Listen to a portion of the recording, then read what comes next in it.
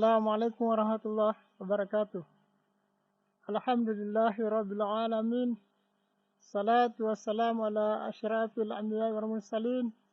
Sayyidina Muhammad wa ala alihi wa ashabihi ajmain. Alhamdulillah, kita sudah memasuki puasa pada hari yang ke-12. Semoga amal ibadah yang kita lakukan diterima oleh Allah Subhanahu wa taala.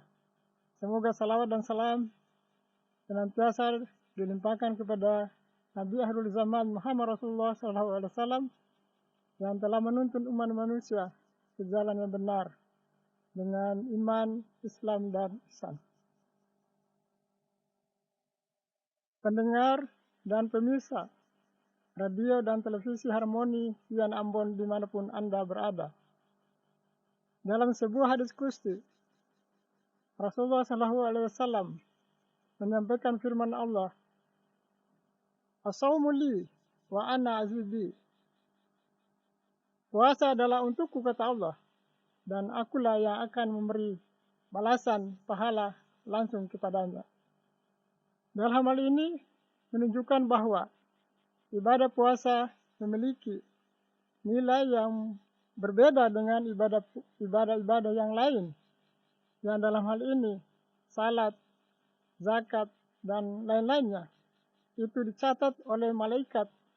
Namun pahala daripada ibadah puasa menurut hadis tersebut diberikan langsung oleh Allah Subhanahu wa taala. Hal ini dapat dilihat bahwa ibadah puasa berbeda dengan ibadah yang lain, dalam arti bahwa ibadah puasa sebenarnya lebih bersifat sir, bersifat rahasia, yang biasanya tidak perlu dinampakkan kepada orang lain, dan memang tidak bisa dilihat oleh orang lain. Dalam hal ini kita bisa berbohong bahwa kita berpuasa, karena memang yang tahu kita berpuasa hanya kita dan Allah Subhanahu wa taala.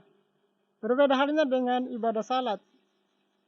Dalam hal itu orang bisa tercemar, terkontaminasi dengan penyakit riya. Sedangkan dalam ibadah puasa, riya itu sebenarnya bisa dihindari.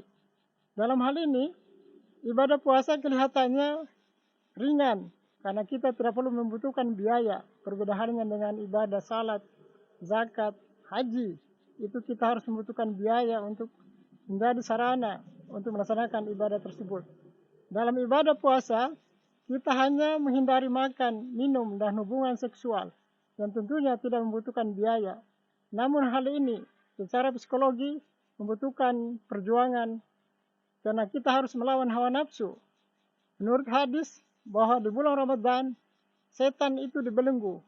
Lalu orang kemudian bertanya, kenapa dalam bulan Ramadan kita berpuasa masih banyak orang melakukan maksiat? Itu lebih disebabkan karena meskipun setan sudah dibelenggu oleh Allah Subhanahu wa taala, namun kita memiliki hawa nafsu. Hawa nafsu kita yang mendorong kita untuk melakukan maksiat. Sehingga hal itu dalam ibadah puasa ini merupakan salah satu hikmah agar kita mampu mengendalikan diri. Yang dalam ini puasa sendiri bermakna al-imsak, yakni mengendalikan diri. Kita mampu mengendalikan diri dari makan dan minum serta hubungan suami istri yang di luar puasa. Justru ketiga hal tersebut merupakan sesuatu yang dihalalkan oleh Allah Subhanahu wa taala. Namun selama berpuasa, ketiga hal itu dilarang.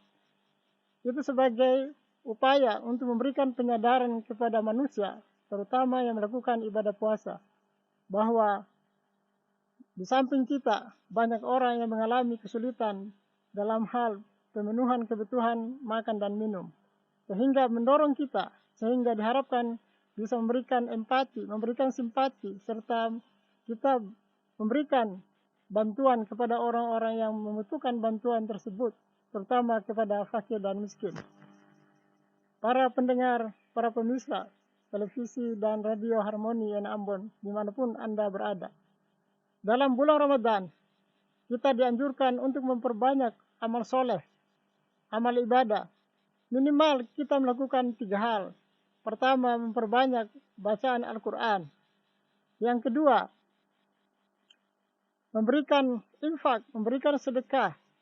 kepada orang-orang yang membutuhkan.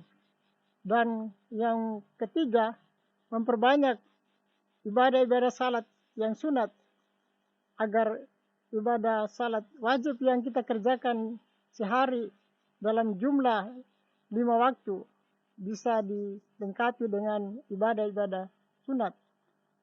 Minimal kita melaksanakan salat sunat rawatib, terutama salat yang dilakukan sesudah atau sebelum dan sesudah salat 5 waktu. Saya kira itu yang bisa saya sampaikan pada kesempatan yang berbahagia ini. Semoga bermanfaat. Terlebih dan kurangnya saya mohon maaf. Wabillahi taufik wal hidayah. Assalamualaikum warahmatullahi wabarakatuh.